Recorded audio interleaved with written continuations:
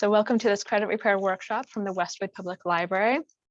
I'm Corinne Coveney. You can find all of the library's events at westwoodlibrary.org. We encourage you to check that out. And then for tonight's program, I'm going to go ahead and share, send it off to all of our specialists tonight who are going to share some really insightful, some good information for you. Thank you so much, Corinne. And thank you for everyone that's going to join. And I know we're waiting for a few more people to join. So my name is Sophia Treviakis. I work for Mortgage Network. So I am a loan officer and we have with us Steve Berman, who is our head speaker here today to talk about credit and credit repair. I've sent many clients to Stephen. He's wonderful to work with. And also we have Tammy and David as our real estate professionals. So you'll hear from all of us tonight, but mostly from Stephen here to talk to us about credit and how we can improve it. So I will turn it over to Stephen to start his wonderful presentation. Okay, thank you so much, Sophia. So what I'm going to do is I will do a screen share. I'm going to talk a little bit about who I am and the history. Right off the bat, Stephen Berman, and I'm president of Credit Advisors, and we work with consumers that are trying to resolve credit issues. And during this talk, I'm going to try to focus a little bit on obviously credit as it relates to mortgages and home buying. So for starters, I'm going to just do a screen share. Hopefully this goes smoothly. Give me 1 minute. Okay, how does that look? Good. Okay, I think there's some more people trying to get in, so I'm not in charge of that. But let me start off. Okay, so Credit Advisors, this is obviously my company, Realistic Solutions to Consumer Credit Issues. Okay, 1 moment.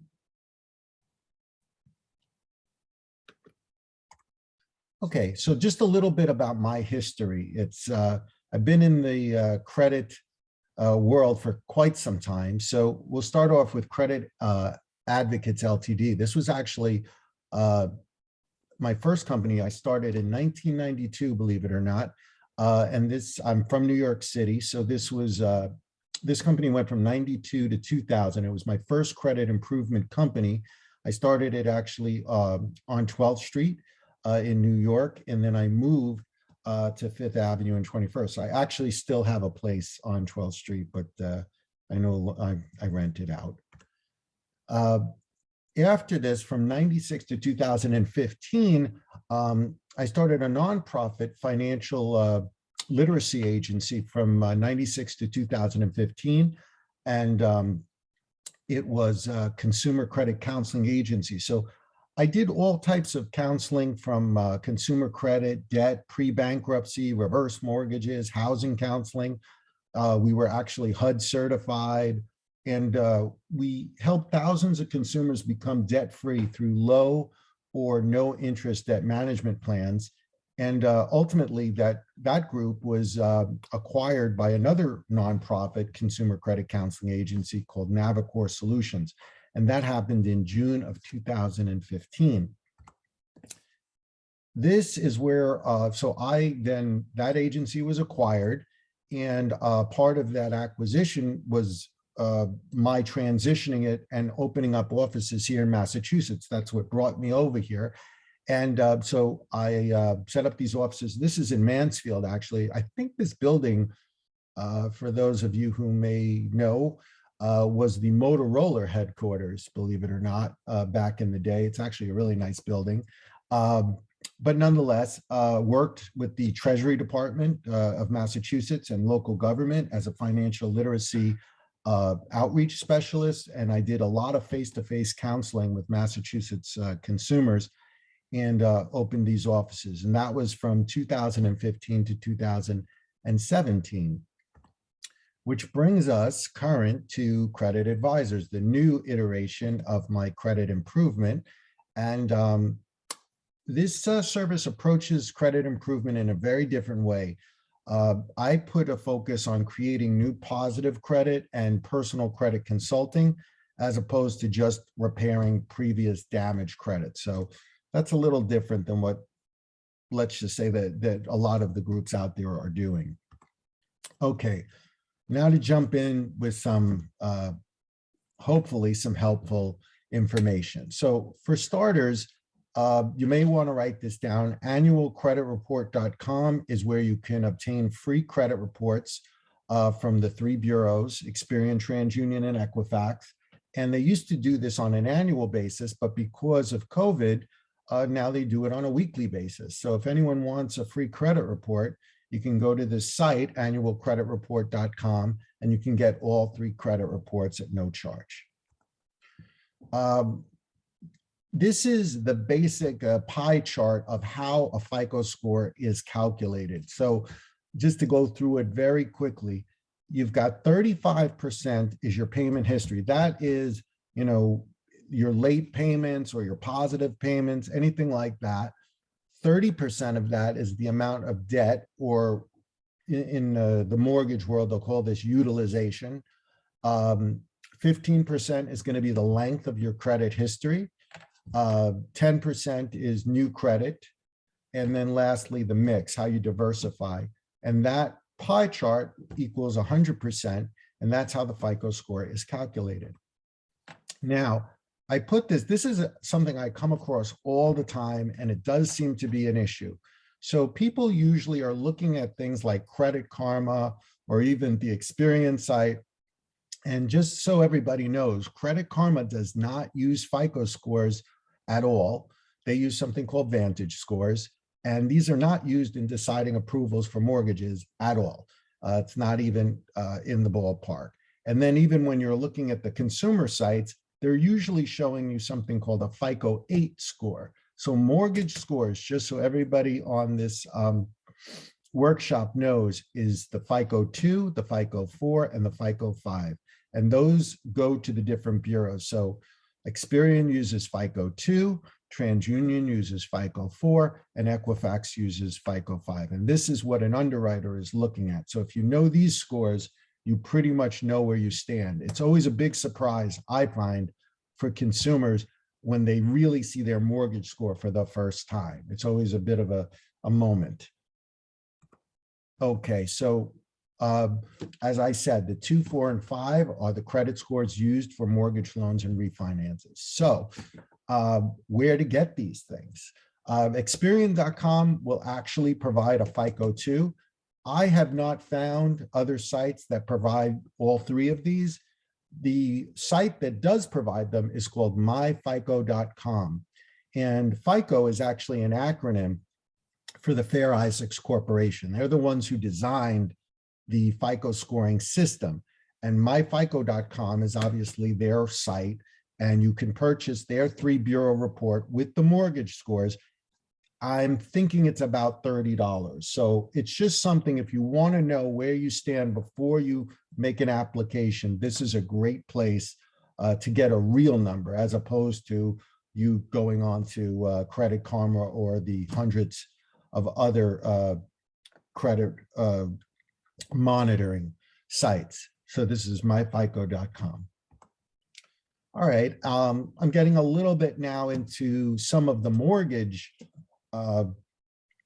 elements to credit. So debt to income ratio, very familiar probably to most, but I brought it in the sense of monthly credit card payments. So these are included in your debt to income ratio. So logic would dictate that the lower your credit card debt, the better this debt to income ratio would be. So this determines actually what size mortgage you can qualify for. So something to pay attention to. I don't know if everybody knows this. I've been trying to focus a little bit more on, like I said, the mortgage window. So you get a 45-day inquiry window while you're mortgage shopping. This is interesting because if you go to, let's say, a number of mortgage brokers or one mortgage broker, and they happen to shop, let's say, your mortgage to 10 different mortgage banks, the fear would be, geez, if I'm going to 10 different banks, now I'm creating 10 different hard inquiries on my credit report. Not the case. you'll only, the algorithm is set up that this is only one hard inquiry. That's why they give you this 45-day window where you won't have multiple inquiries. In terms of it impacting your score, you have a 45-day window. So hopefully that will be helpful.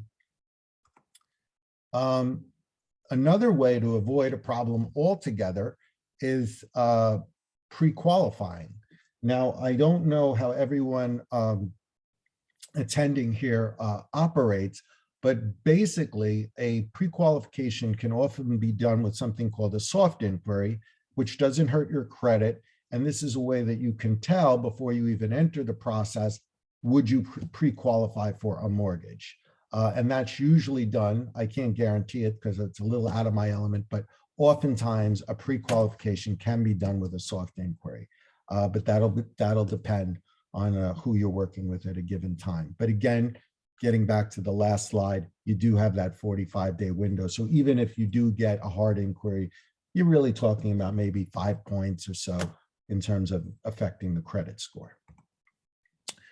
Okay, getting into just some credit tips here. You don't want to close your old credit card accounts. It's 15% of your FICO score, and closing old or inactive accounts can actually lower the credit score, and it's worth 15%. So I did this myself, actually. I moved from New York. I had these old Chase accounts. I closed them because I wasn't using them in Massachusetts, and I lost about 10 years of credit history, and my score dropped.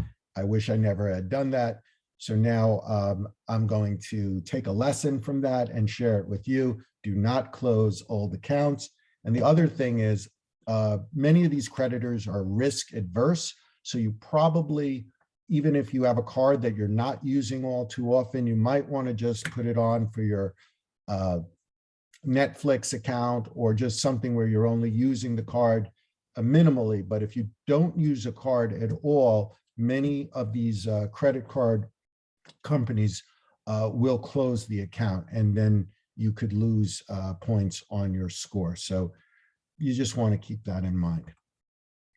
Again, I talked about this, but you want to diversify your credit. This is just, instead of just having, let's say, revolving credit, you might want an installment loan, you might want a real estate. The more you mix it up, the greater benefit. This is not a huge part of the FICO score, but it's still 10%. And all of these things, when I showed you that pie graph, all impact the score.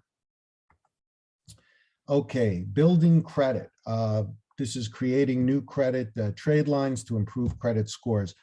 I'll get into some of these things. I'm going to discard some of these things too. Authorized user, I'll talk about that. I think that's could be the #1 way to really drive your score way up.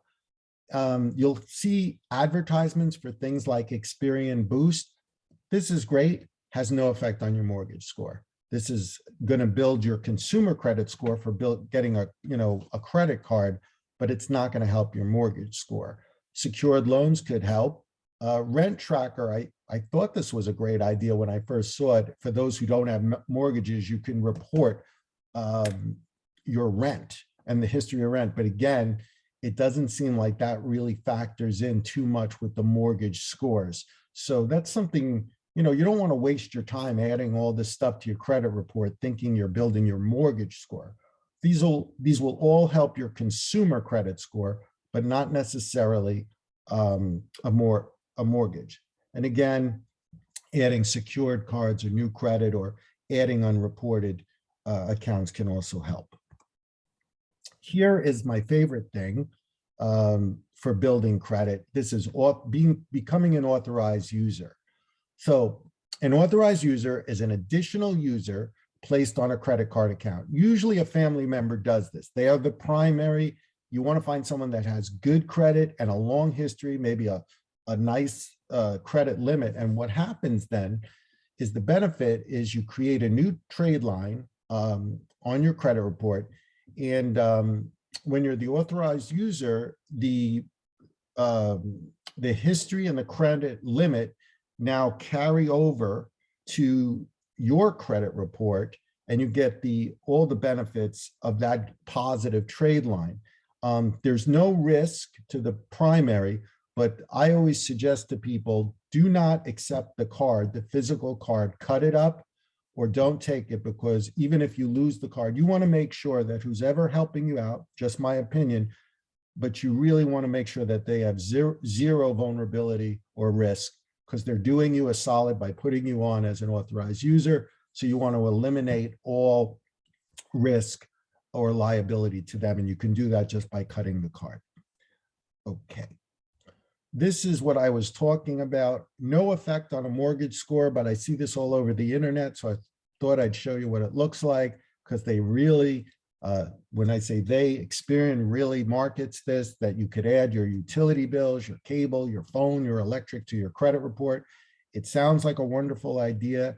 It probably can build, I don't know, I've seen scores go up about 15, maybe max 20 points. But again, this is not going to affect the mortgage score. So again, nice idea if you want to just get your consumer credit score up, but in the home buying game, not a game changer. This is something that I think most people don't know. I get a question a lot. They say, I pay my credit cards in full every month, but they still show a balance and it's not helping my credit score. What's going on? I'm going to tell you what's going on right now. You have a payment due date and you have a statement closing date. Payment due date could be on the 15th. Closing date could be on the 20th. What happens is you may zero out the account by the payment due date, but what happens in those 5 days or so that follow the payment due date and you make charges, whatever lands on the closing date, meaning whatever balance is on the card, that is what's reported to the credit bureaus. So if you're a contractor, this is a great example actually, and you pay your card in full, but then you go to Home Depot and you put on a few $1,000s in charges after you pay the card in full, that's what's reported to the credit bureau. So is it possible that someone can pay their card in full every month and still not see the benefits? Yes, because they're not zeroing it out by the closing date. So I just mark the closing date on my calendar. And even though I make the payments by the due date, I make sure I'm zeroed out before the statement closes. So that's like a safe way to make sure that this works smoothly for you. Okay, I talked a little bit about this before, but it's a soft inquiry versus hard inquiry. And basically, soft inquiry has no effect on your credit report. Hard inquiries do.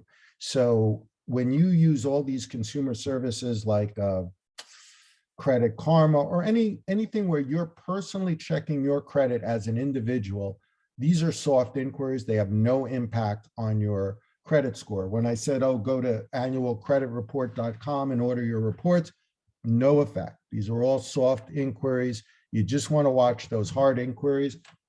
That's why you always want to be careful about giving your social security number to a creditor, because as soon as they ask for that number, that's generally going to generate a hard inquiry. And you want to keep those to a minimum. Another question that comes up, secured card is when you actually secure it with your own money. So you put down $500, you have a $500 credit card. Unsecured, generally more favorable because you have better terms and you don't have to put a deposit down. But in regards to your credit score, there's no difference between a secured credit card and an unsecured credit card when it comes to FICO scoring. So that's just something that might be helpful. Okay, this is how most credit improvement companies out there work. It's all based on this consumer legislation, which is called the Fair Credit Reporting Act. And what this does is it allows consumers to dispute really any misinformation on their credit reports. So if that information is not verified, they say 30 days, it could go up to 45 days, but if it's not verified, then the challenged accounts, they're either corrected or deleted. And I said here, 90% credit improvement services out there use this strategy alone as their sole business model. This sometimes works great, but you really need to be doing things in tandem. If this is the only application that you're using to improve credit, you're going to have very limited results. That's why, like I said, for credit advisors, we try to take a multi-pronged approach and build credit and add credit and do a lot of different things in terms of getting that FICO score where it needs to be. Settling collection accounts. I just said you can settle them, but you definitely want to have that they agree to delete this negative account if you're going to pay, because your leverage is negotiating. Once you pay the account, you lose your leverage.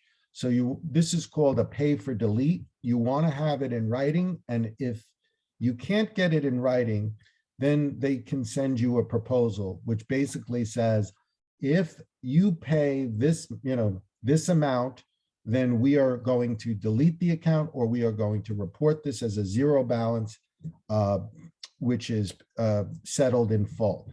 And you need to have something, because even if you have a letter that says what is going to happen, you could use that letter and whatever financial instrument you use to satisfy the debt and forward that to the bureau to clear something. So it's just not just even collection accounts, anything that you're settling, any type of credit, always get it in writing. Very important. Again, a little bit more on medical collections. This is just that if you have a medical collection account that has been paid by insurance, they're required to remove it from a consumer credit report. So if you see medical collections and they've been resolved by your insurance company, they have to come off by law. I think a lot of people know this one, but I'm just putting it in. There's a 7-year time limit. That's a statute of limitations, basically. Negative items, 7 years as defined by the Fair Credit Reporting Act. I actually didn't put this on a slide, but my memory, it just came up. A lot of times when you have a collection account, remember there's a 7-year statute of limitations. Collection agencies want you to start paying or get into a payment plan. Now, if you're 6 years into a negative account and you pay $20 in your 6th year, let's say 6 years and 11 months, let's get a little even crazier, that will start the 7-year clock from ground zero. So a lot of times when people say, should I pay this? Should I not pay this? Depending where you are on that 7-year clock, that will make a big difference. I didn't put this in a slide, but again, I just want to say this because we're talking about mortgages. Oftentimes when you dispute charge-off accounts and they're over $1,000, an underwriter will kick that out, will not approve a mortgage if they see that the account is disputed by the consumer. So you want to make sure that you do this early on, and then if you have anything that says client disputes, if it's a charged off account, you want to have that removed by contacting the bureau directly prior to applying for a mortgage. I know that doesn't dovetail with this slide, but that is something that I've seen quite a bit, and I think it could be helpful just to be mindful of that. Okay, loan deferments and forbearance, and we are getting towards the end, and I appreciate everybody's patience, but I have a lot of information, as you can see. But loan deferment and forbearance, this is super popular right now with COVID. Loan deferment, forbearance, they're programs, but they don't always report your account as current. So you want to get that proof in writing. I just went through something with a developer that the guy, very big businessman, and what happened was they put him into a forbearance to help him, and then without his knowing, they put him into a loan modification. And what this did is the bank was not accepting payments from him, and his account, even though he had money, even though he wanted to pay, didn't accept the payments, and his account went late. It was a lot of back and forth. It took us about a month or two. We did work it out, and we got a letter from the bank, but I guess the thing here is if you are in a forbearance program or you get into a forbearance program, you want to ask the bank, okay, when this ends, how do I dovetail making payments so it does not have a negative effect on my credit report? That's why, again, everything in writing, so important. As I said, getting to the end, this was something, a couple of FYIs. I don't know if people know this, but an excellent credit score, this actually can reduce your home insurance premiums by 20%. So people never really think of credit score and home insurance, but it definitely plays into it. And that's important. And then kind of a little bit of a sidebar, but still relates to home, solar leasing. If people want to go green, having a credit score, I believe it's a 650 break off, will allow you to get solar. Under that, they won't accept an application. And by the way, when you do apply for solar, they're using the same 2, 4, and 5. They're using mortgage credit scores, not consumer credit scores when you apply for solar, just so you know. Okay, so that's a little bit of a shot of my site, and I think anyone who wants the slides can have them, but I'm on Facebook, Instagram. I try to put out good information as often as possible. If you want to contact me, and I always say this, it is my pleasure to give away as much information as I can to be helpful, and I never charge for that, so I'm always available if anyone has questions. And I believe you all made it through my presentation, so thank you so much. I am going on to mute. Thank you, Stephen. I'm just going to ask real quick, Stephen, if someone, let's say, obtains your services, is it, how would they obtain other than calling you? Is it like a monthly fee they pay? How do they, Sure. how does it work?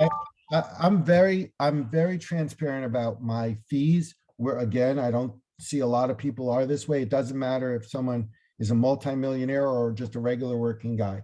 I charge $169 for it's a subscription program, and it's $69 a month. And I have to do the work first before I even bill anyone. And I will do a review, credit report review, about a half hour to 45 minutes, no charge. I will tell people exactly what they can do if they want to do it on their own, or if they want to work with me. We do this subscription program, and they can cancel at any time. My thought is, if I'm bringing value, meaning that we're improving the credit and it's looking good, then the service should be paying for itself. If there's something I can't do or we hit a standstill, then I basically hand it over to the client, and I let them know that I still will be available to answer questions, but I'm no longer going to charge them the monthly fee. Wonderful, thank you. Sure. And maybe at the end, I'll have you talk just a little bit more about how building credit, because I know one of my customers on the call named Mehmet, and he needs a little bit of credit help. He's new to the country, and so needs to build his credit. So we'll do it at the end. Absolutely. I'm going to talk quickly about a little bit about how, the mortgage piece of it, and why credit affects of obviously your mortgage. You can't get a mortgage unless you have a credit score. And so that's a big part of becoming a homeowner. You need to have some sort of credit score so the bank can gauge what type of loan program they're going to give you. It really affects not only the interest rate, but those programs, what you qualify for, if there's a first-time homebuyer program that's available for you because of your score. So it really can affect the amount that you'll pay over the life of the loan and the type of mortgage you can get. So fixing your credit is really that first step, and making sure that we can put you into a wonderful program and to be able to buy a new home. So I'm not going to go through a lot of my slides, so I'm going to go quickly. But please, if you would like to a copy of my slides, you can email me and I can send them to you. So the very first step of getting pre-approved for a mortgage, or if you talk to, let's say, Tammy or David to start looking for a home, and they're going to say, have you been pre-approved?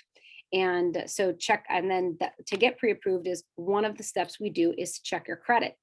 As Stephen mentioned, to get pre-qualified, you can do a soft pull, but for us to do what's called run your loan through a decision engine and get a full approval, which is really a pre-approval, we do have to do a hard credit check.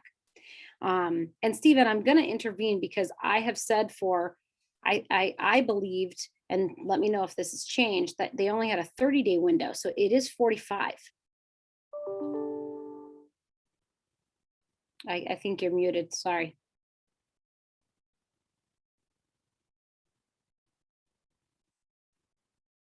Okay, can you hear me?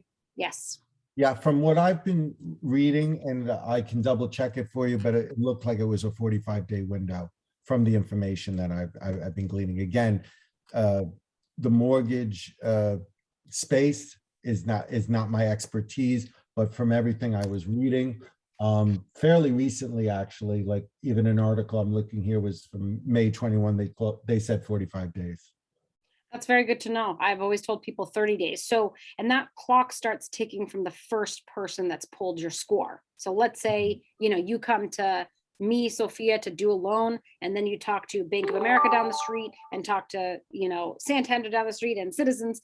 All of them have to be on that same window, and that's starting from the first person. So it's really important to understand that also as a consumer, because, and keep asking them, are they going to continue to pull your credit? Because some banks, they're supposed to notify you, but some people do not. So you want to ask, how many times are you going to pull my credit as a consumer if you're talking to a certain bank? So make sure that they're doing that as well. So, Stephen talked a little bit about credit scores, but every bank and every mortgage you're going to be requesting, every bank looks at the 3 credit scores. And, some people say, oh, well, can you use 2? There are some loan programs that you can use 2, but you have to have at least 2. So most banks require all 3.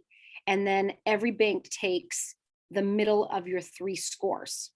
And this is where actually Fannie and Freddie this fall made one recommendation, actually, that they're trying to help consumers. And on certain loan programs, we can actually now average the 2 scores. So let's say you, husband and wife, husband has a score of 700 and wife has a score of 780. On a conventional loan now, you can add, that's their middle of the 2 of the 3 scores. You can add those 2 and average the 2 scores. So it does help you qualify for more. Especially if one of the borrowers on the loan has a lower score. So just ask about that. The bank you're talking to, ask them, do you average scores, or are you taking the middle of the 3? So every bank will take the middle of the 3. Top tier right now. So if you want to know like what's the best score, anything above 740 in a bank size is considered A+.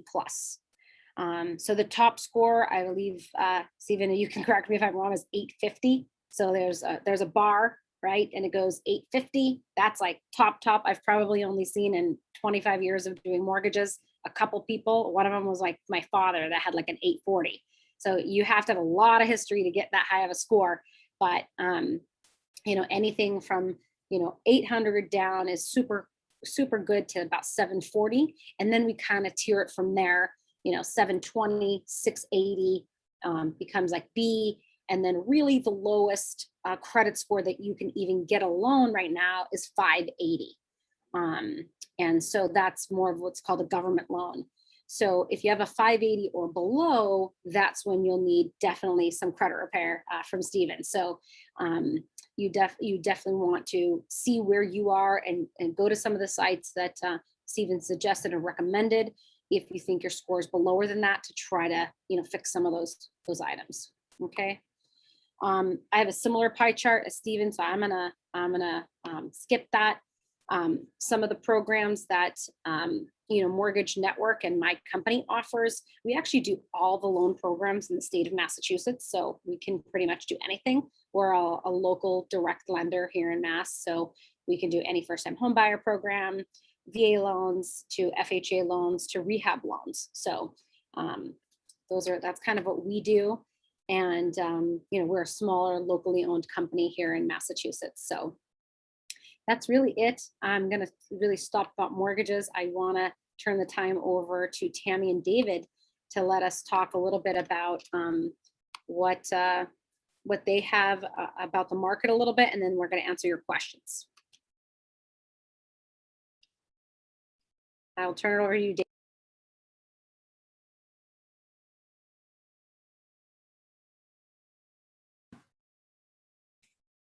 Hi, everyone. I'm Tammy DeWolf with Gibson Sotheby's.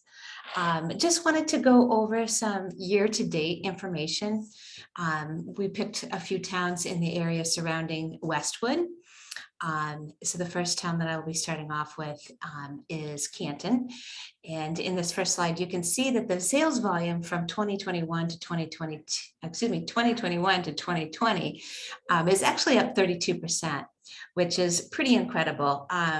The amount of sold units actually went up also. So in 2020, there was 221 homes that sold, and in 2021, 248 homes sold. So a lot of moving inventory in Canton over the last year, last 2 years, I should say. And for Dedham, again, the average volume, the sales volume is up 11%. From 21 to 22, and the amount of units sold is actually down in Dedham, not by a huge amount. So in 2020, they had 289 homes, and in 2021, they had 283 homes that have sold. So still very fast moving market and a good amount of inventory that has really just been moving. It's just not stagnant inventory in these towns. So I'll switch it over to David. Okay, well, now we're going to look at Milton. Can everyone hear me, by the way? I was having a problem with my computer earlier today. Beautiful. Looking at Milton, we're looking at our total sales volume from 2021, 2020. We're down 8%. That has a lot to do with the amount of inventory right now. But then if we look at the average sale price, it's actually gone up 1.7%. And that's kind of a little bit short from what it actually is right now. We're closer to a 2.5, almost maybe even a 2.8. And that, of course, is due to the fact that, yes, it's a low inventory, but the amount of prices have gone up. The asking prices on homes have gone up. And if we look again over at the units sold, we're down 9.9. Now, we look at that again. Why is that happening? Well, that's happening because there's less inventory on the market. If we look again over at our next town, which would be Westwood, we're seeing it's up 29% from last year. The volume of units sold there, again, is smaller, but then again, the average sales price is now gone up over 17%, closer to 18% if we really look at the current statistics. And again, we're looking at the same situation where it's a smaller units sold from the past year. But that all has to do with the amount of things on the market, and then of course is driving the demand as well as driving the sales price. We can bring you back to Sophia.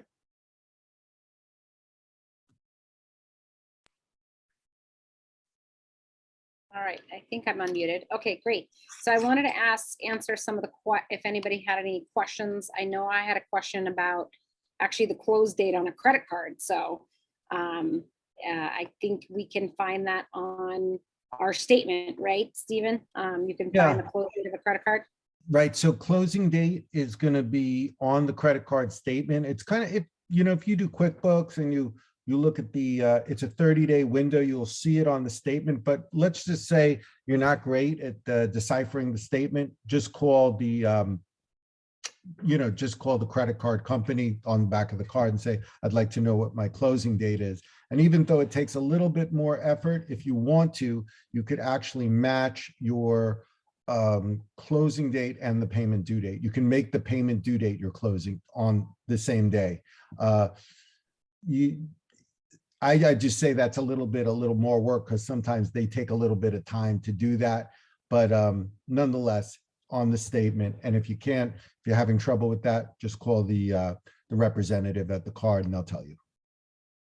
Wonderful. I don't see any other questions. If you guys have questions, can you put it in the chat so that we can answer any other questions that you had, for Stephen? That would be great. But yeah, the 45-day, I'm gonna let people know that, because that gives people a lot more time to shop, Stephen, with the credit pulls. Stephen, I have a question for you. Sure. Do you primarily work with individuals who are trying to improve their credit score to get a mortgage, or are they trying to open up a business? Like why are there motives to improving? their Sure, credit sure. scores? It's mostly refinances and getting mortgages, a lot of first-time home buyers, a lot of people. Yeah. See, the thing is, most people never really, I don't know if it's a thing, but most people don't regularly look at their credit until they are doing something like trying to obtain a mortgage. And this is the first time that they've actually looked at their credit score in years. And so I always tell people, you want to start early on this, at least, 6 months is not even that early. I would say a year, just to at least pull it if you know you're going to be shopping for a home, and probably something that might not be so pleasant to hear. But if people are getting married, I just seen this problem so much. You might want to know what your husband or wife, what their credit looks like if you are planning on going into something jointly, because that could be a real surprise sometimes. Oh, I'm if, sure. But yeah, I would say that most people are trying to get refis or mortgages, because even like the car dealerships, you can say you need great credit, but they usually will work some kind of loan. You might pay high interest, but mortgages are it's a little bit, they scrutinize more for mortgages for sure. And so one other question that I have is, so obviously they're trying to buy a house, but what is like the biggest issues? Are you seeing discrepancies that they didn't know about that were on their credit report, or they became delinquent and didn't know it was being recorded? I see what you're saying. What exactly is? Yeah, it's all over the place. But usually what it is there's always something that they don't really, it's sort of, they didn't predict something happening. So oftentimes, let's say they had auto pay and the card expired, and everything was getting paid on auto payments. Even though they got a new card, they had to change the auto payment, but so they just said, oh, I got a new card on the mail. So they just assumed that everything was, moving forward. And then they started to get delayed payments. But I will tell you this, probably the worst on a mortgage, but if you see just a 30-day late, you can see a credit score drop by about 75 points. This one thing I was talking about, this fellow that was in deferment, and then he went late. This was his mortgage. It was just one 30-day late. His score went down almost 100 points over one 30-day late. So, Crazy. yeah, it was unbelievable. Thank goodness we remedied it. It took us almost 2 months to sort that out. And it was the bank that was at fault too, but it still took 2 months to get it sorted out. Stephen, I have a question. You mentioned something about, don't cancel your credit cards. If you find cards that you have that you no longer use, don't cancel those credit cards. What do No. you do? Do you wait for the credit company just to drop it off their list? No, what I would suggest doing, even though you don't use that card that often, I would just find something like gas, or like if you have some kind of streaming service, it could be anything, but maybe, $10 or $15. Gym membership, something like that. Yeah, and that's what I do with cards, because it's more advantageous usually to go with certain cards because you're getting points or rewards or style miles, but you don't want to ignore those cards, because you will see the score drop. And a lot of times the cards that are inactive and that you're not using, those are the ones that have the longest payment history, because maybe you got that one 20 years ago and it's right. It's just a ridiculous card that has no benefit. Right. That's the one you want to maybe buy some gasoline on or something like that, because Gotcha. it ties into the diversification of your credit portfolio. So you're getting a better mix, and you're also gonna, if you lose the card, you're gonna lose the limit on the card, which is gonna bring down your which is gonna increase, I should say, your utilization, which, so everything kind of just everything affects everything with the algorithms. So yeah, don't close any cards. That's I guess the bottom And line. Stephen, can I ask you, let's say for our friend Mehmet, how do we build credit if you have none as, let's say, an international? So this thing I was talking about with so you could go out, if you don't know anybody, you can get a secured card. And even if you have no credit, I think Capital One offers a product called Open Sky. You could just Google it, Open Sky, Capital One, and they will guarantee you a card that reports to all 3 credit bureaus. But if you want to see a real big jumpstart, this is a true story. I had a client, no credit score. His father made him an authorized user on a Capital One card. From no credit score, the next month, he had a 701. That's a true story, from 0 to 700. Wow. Yeah, so it all works on these algorithms. So the one thing about the credit reporting process that I would put out that's important is common sense doesn't always apply, because things are working on algorithms and percentages. So for example, you might only have a $300 credit limit, but if you're only using, let's say, $100 out of that 300, you're using, let's say, a third, or let's say 33% is your utilization of the 300. There could be a guy that has $30,000 credit limit. He's using 15,000. So he has $15,000 free. The other person has $200 free. But the person who has $200 free will have a higher credit score because his utilization is better. But someone who said, they can't get their head around that because they have so much more access to money. But it's not about the access to money. It's about the percentage of what you have available and what you're using. So I don't necessarily think that's the best way to do it. But nonetheless, this is what I'm saying. A lot of these things might not make sense, in your mind, but if you understand the way the algorithms work, when we looked at that pie chart of what creates a FICO score, and that's what it doesn't matter. You just want to focus on maximizing, the algorithm, basically. Did that answer the question? It does. And then Okay. what about how many trade lines do you think you need to open? At least 3 to build up your score? It'll jump up right away. And the thing is, even if someone puts you on as an authorized user is the best, because the same thing that David was saying, like, should I close a card?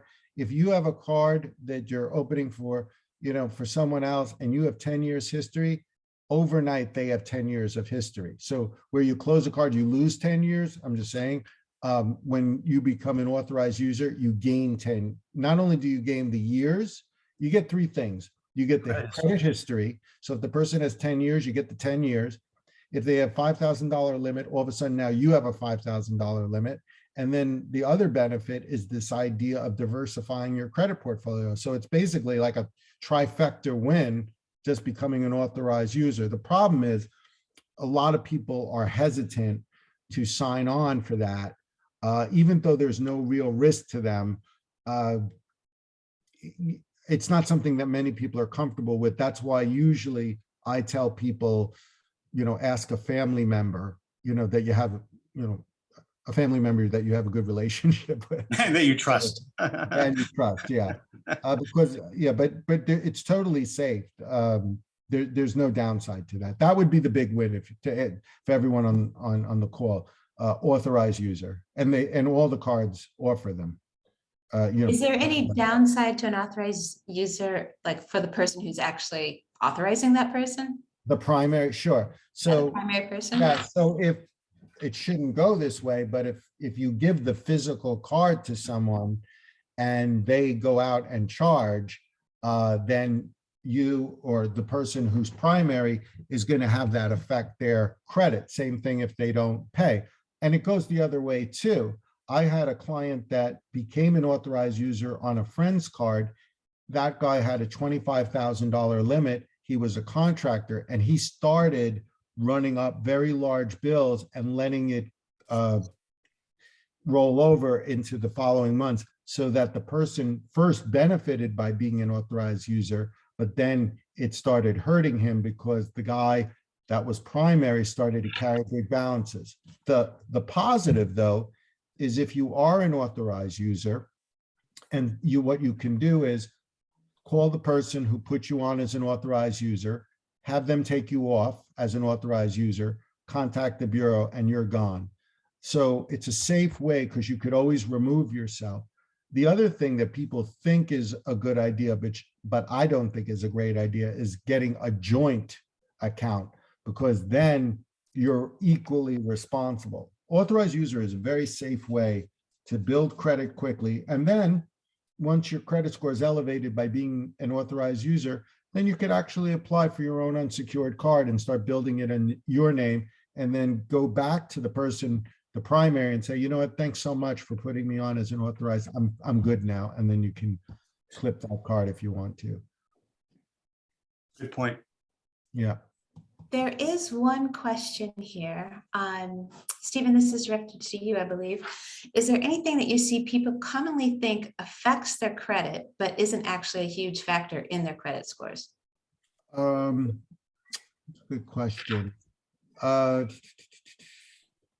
Let's see.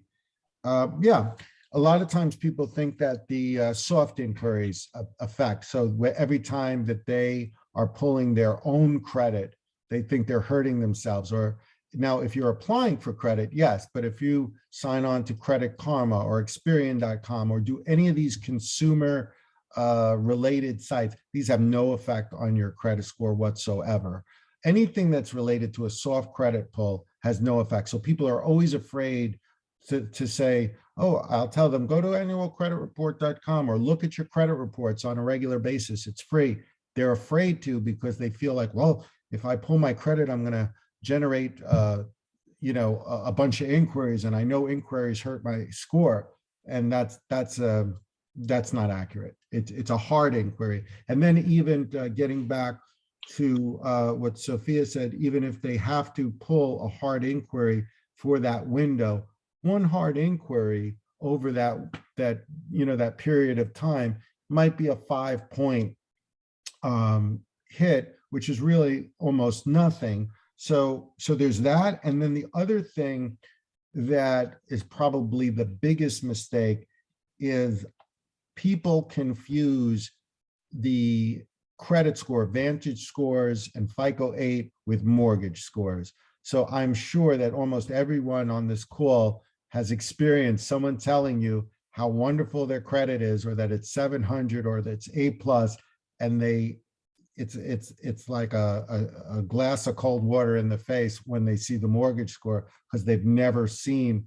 It could be, it could be as much as 75 to 100 points different on the score. So yeah, I think the other thing is that people believe, this is the other thing, that that their consumer credit score is their mortgage score. So I think those two things, the soft inquiries do not affect your credit score, and the consumer credit score, even though it's similar, it relates in certain aspects, it has very little to do with your mortgage score. So you want to know what your legit mortgage score is before you start house shopping.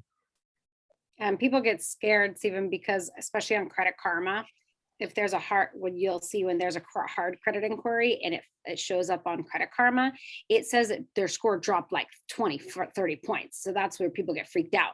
That's right. And it's not accurate. It's really exactly. not accurate. Yeah.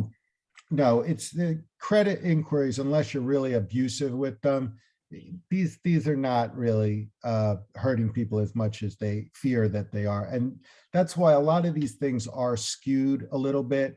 the other thing I'll put out there is when you see all these credit card match services or these recommendations from Credit Karma, like you should do this or get this card or do this personal loan. Problem with that is they're getting money from everyone they're referring you to.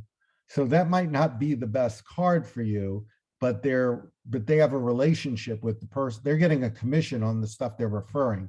So you have to keep it, if you're looking for a credit card, you might want to just look at what serves you best. For example, if you fly to Florida all the time and you're taking JetBlue, you might be best served for a card that's a JetBlue card where you get Sky Miles, for that particular thing.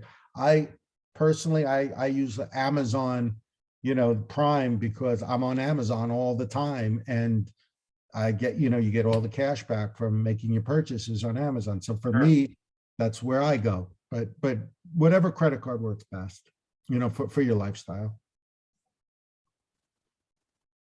Thank you, Stephen. That was wonderful. Thank you, Steve. Pleasure. And listen, I'll say to everyone on the call, it's my pleasure to be helpful. So if there's something, that's on your mind, call me, shoot me an email, I'll do my best to help. We're putting everyone's contact information, all this, the hosts, into the chat in case you need to get a hold of us. Absolutely. Yes, thank you, everybody, for being on the Zoom today. I hope you learned something. And again, if you need any of our services, please feel free to reach out for anything. We're here to help. Even if you don't use our services, you just have a question, please do that anytime. And we hope you handle the snowstorm well. Think of us as resources, okay? No obligations, but we're always there to answer questions. Yeah, thank you all so much, Sophia, Tammy, Stephen, David, all of you. This was some really great information.